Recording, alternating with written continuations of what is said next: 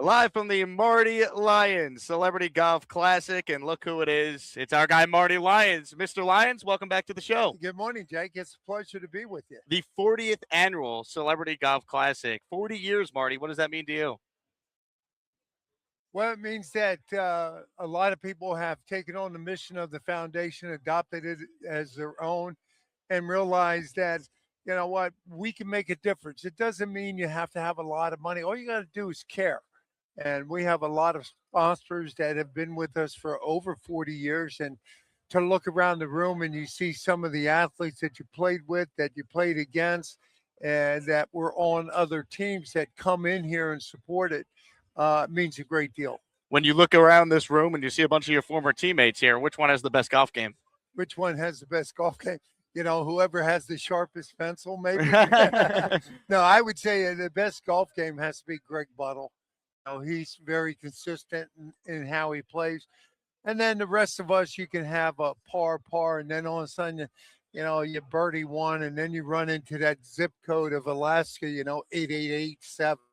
But today, everybody leaves the winner. We play par golf only, so you don't have to worry about any bogeys. We try to push this thing through in about 4.5 hours, have a nice little dinner, recognize, some individuals for what they've contributed to the foundation, not just last year, but over a 44-year period, and try to walk away raising, $300,000, and try to raise enough money. We've got a lot of kids in the pipeline. We're now in 14 states. We've raised over $45 million, but Jake, you wouldn't believe how many kids out there that are still sick.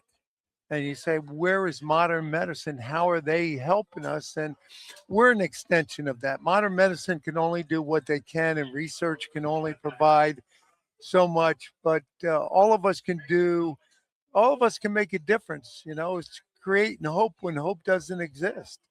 You've been doing it for a long time. I believe the trophy right there is from 1984. By the way, it's just as heavy as it was a year ago when you let me try and lift it up.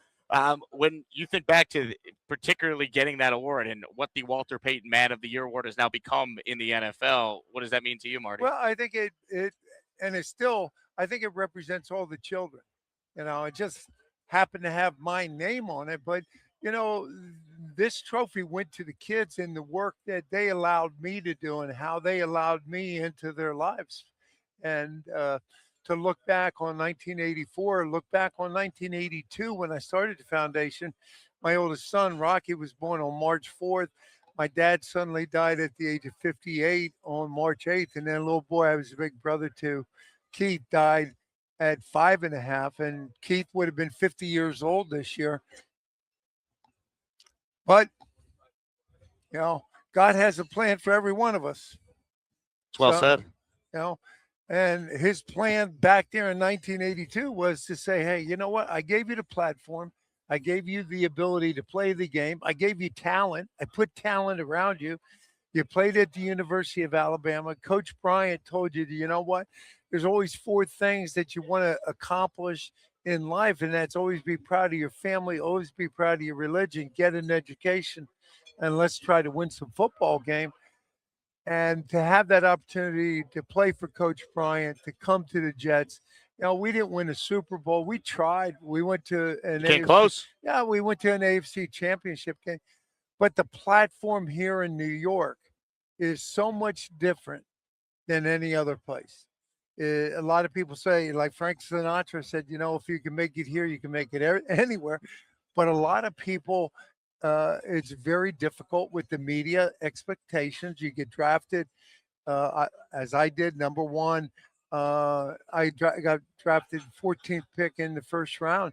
Expectations, they're there. And the guy that helped me along the way was Joe Klecko.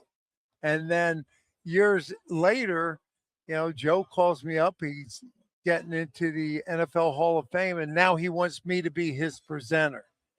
And you think about the day you walked in that locker room from Alabama, and this guy just took you underneath his wing and said, hey, I've got to play alongside of you for as long as you're here. You need to get stronger.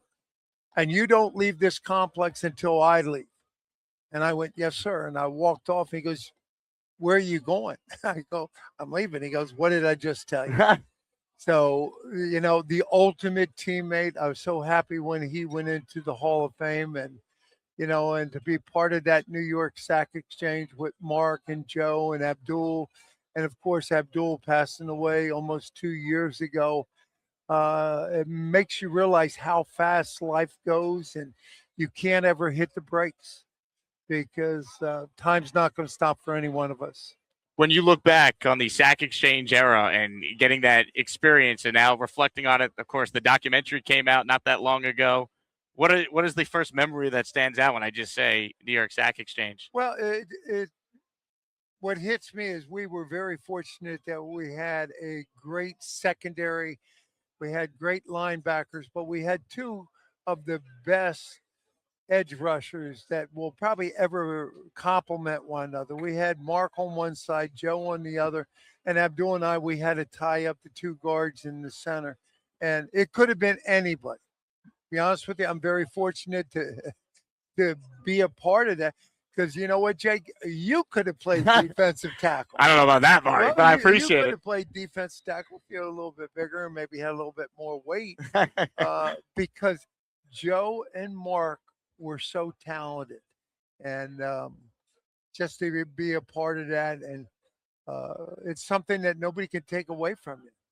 Did Joe getting into the Hall of Fame 3 years ago, did that mean something to not just you, but the entire organization and everyone who played in that era? Because up until Joe getting in, there wasn't any representation in the Hall of Fame for what you guys accomplished. And you can make a case that Mark is certainly deserving of Hall of Fame consideration. Just Joe actually getting in, did it feel like that was like the culmination of all the work you guys put in being represented into the Hall? Well, I think it should. I think it should mean a lot to the fans, a lot to the organization. I think it did a ton to the fans. Look how many were there for you and Darrell the same year. Yeah, and it just took so long for him to get in. And I remember that quote from Martin Luther King. It says, if you can't fly, run. If you can't run, walk. If you can't walk, crawl.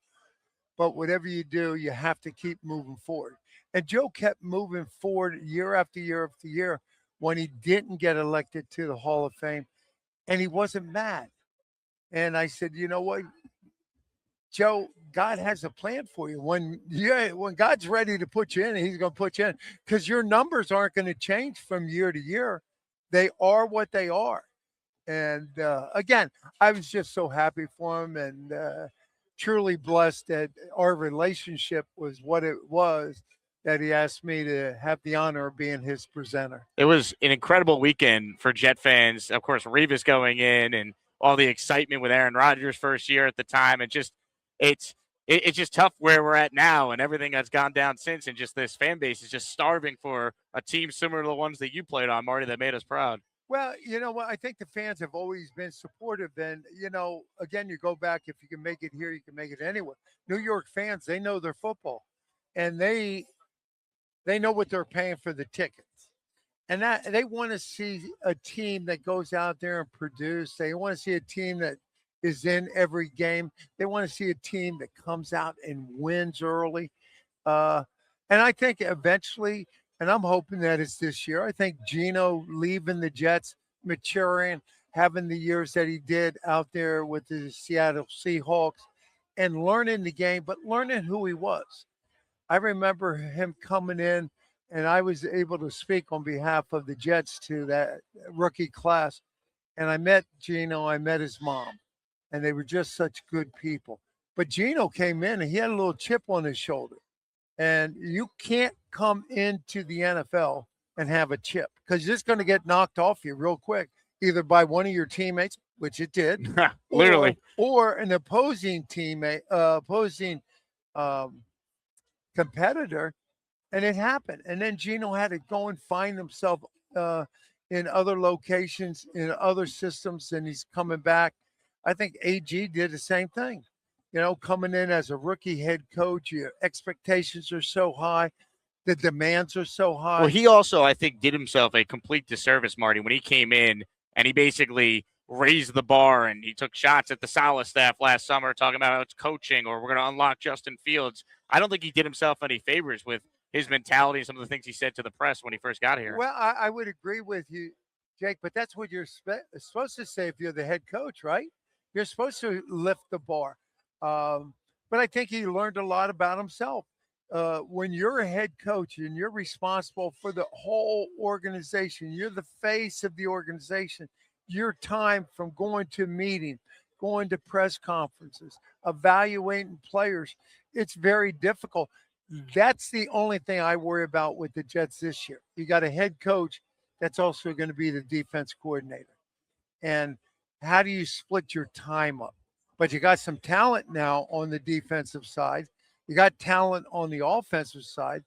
You got an offensive line. There's a little continuity there. You got a drafted a tight end that could split out, be a great H-back because he's going to match up with a strong safety. It runs a 4-3. But with all that, the intangible is staying healthy. The intangible is how do we get out and start fast? You're starting with Tennessee, and then you go right to the NFC North. You got Green Bay. They have to get out to a good start this year, Marty, because it's going to snowball like last year. Is my fear as a fan. Yeah. It's you lose week 1. Oh, here we go again. We lost to Robert Saleh, and then you mentioned it: Packers, Lions, Bears. Yeah, you can't start 0-4 after you were 0-7 a year ago. Yeah, you start 0-4, then you figure out the math. It becomes a math game.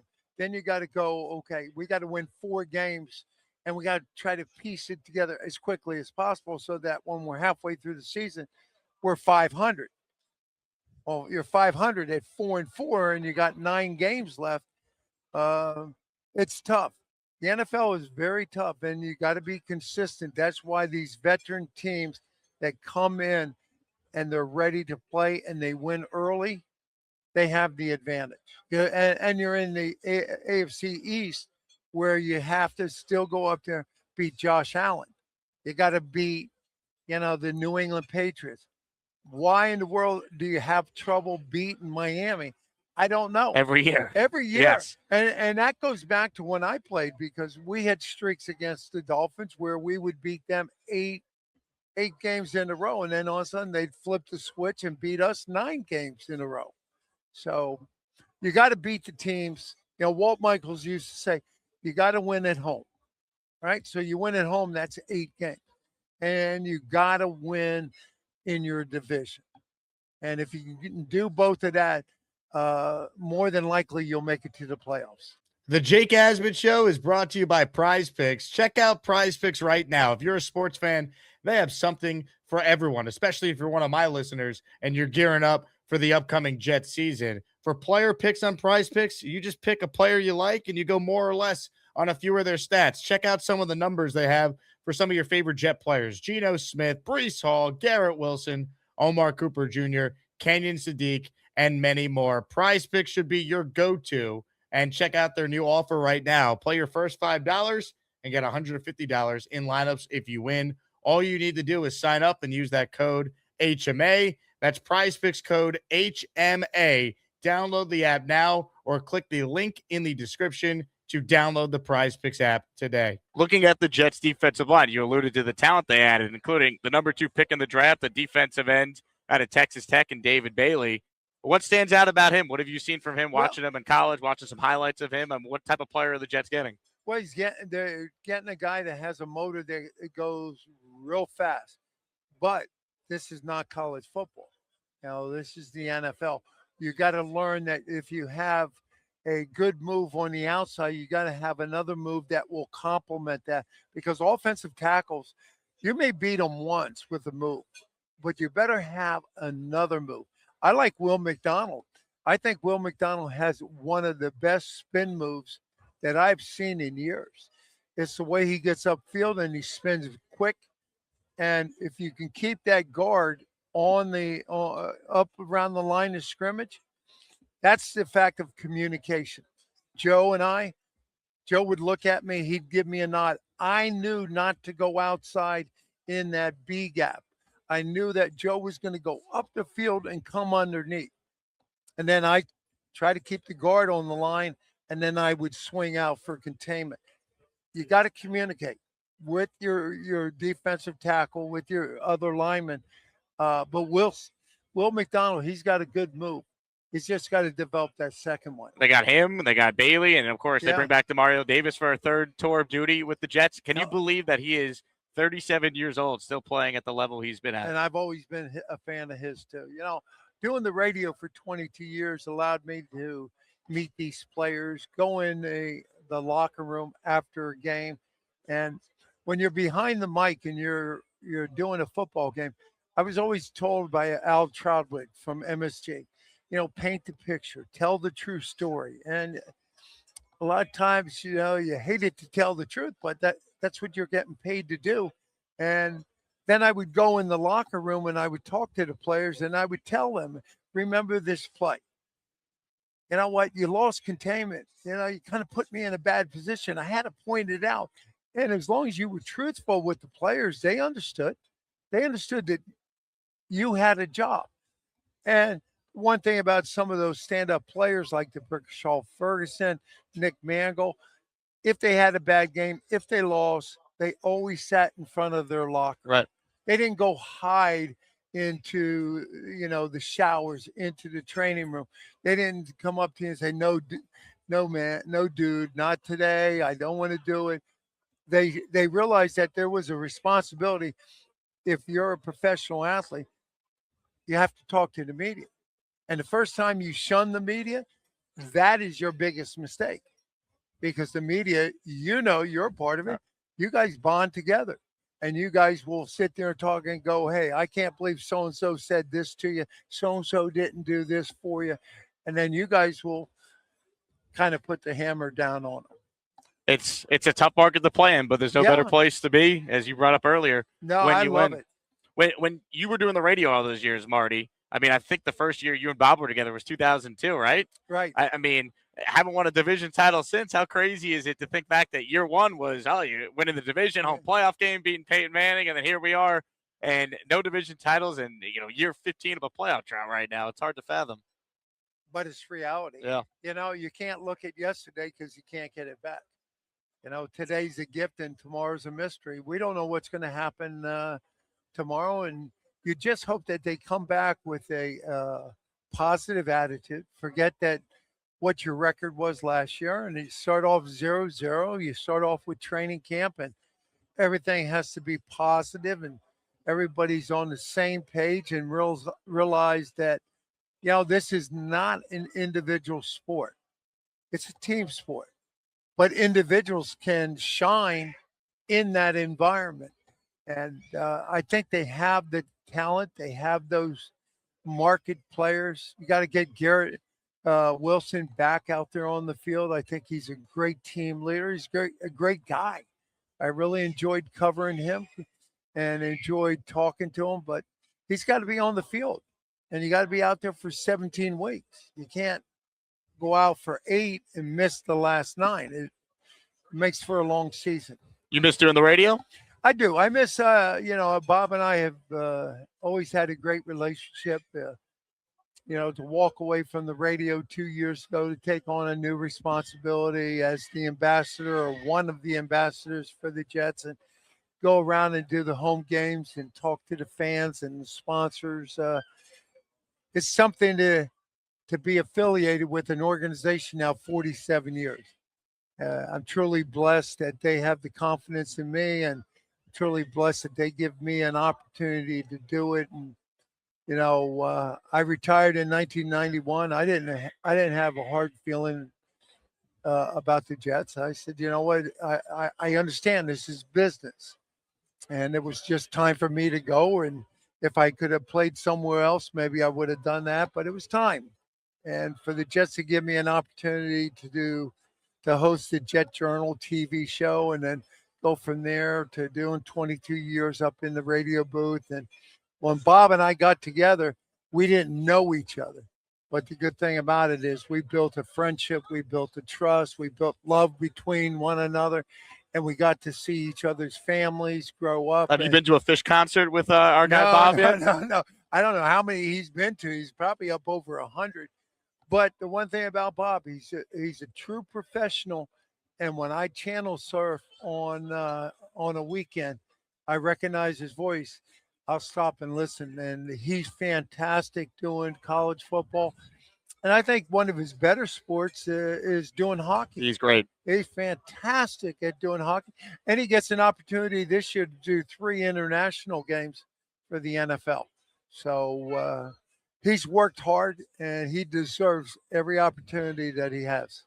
Marty, we'll let you run in a minute, but a couple quick hitters for you. I had Wayne Corbett on the show a couple of weeks ago, and he said that when he got his name in the Ring of Honor and seeing it up there every time he'd be at a home game, it's like a dream come true for him.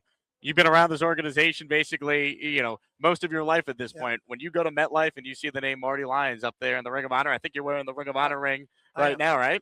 What does it mean to you to see your name up there with other Jet greats? Well, Jake, I think I'll say the same thing that I said at the end when I got inducted that day.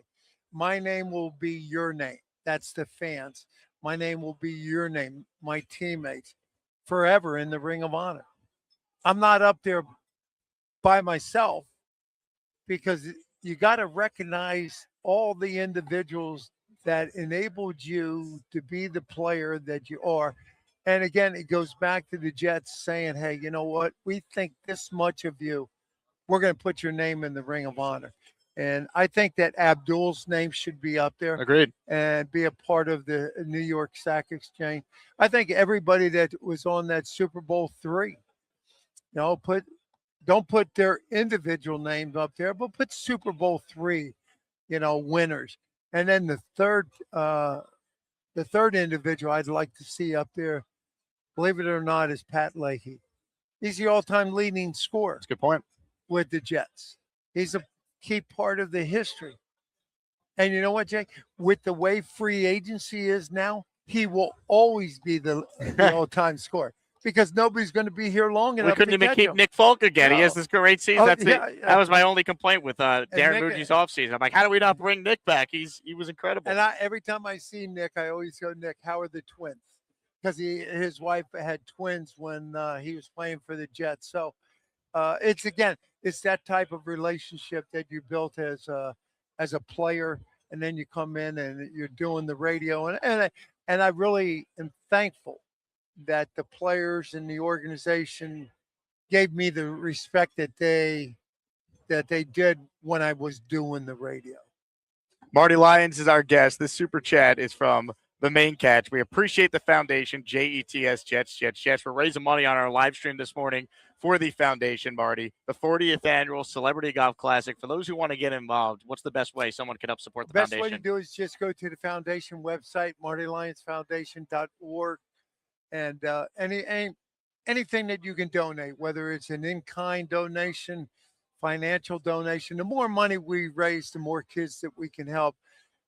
44 years, we've raised over $45 million, 6 of us sitting at a table in 1982 to now operating in, 14 states. And we're coming up on 8,900 families we've helped. Amazing. So we try to make a difference, try to show people that, there is a better tomorrow, but we have to paint the picture. We have to create hope when hope doesn't exist and give these families an opportunity to feel important. And you look around the room and we have some of the wish children here, and you realize, you know what, Jake, how fortunate you and I are to be doing this show and doing what we do. And, the sacrifices that these families have to make, the mother, the father, and the siblings. And it just breaks your heart.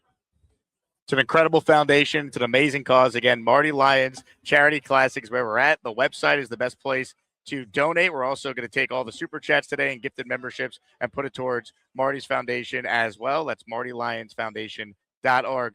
Marty, you're the best. Hopefully it's a much better season for our Jets, and we finally get to, enjoy football after the month of September for once. Well, let's hope they start fast, Jake. And, a better season than last year. They only won 5 games. 3 games last year. All right. Well, I gave them 2 extras.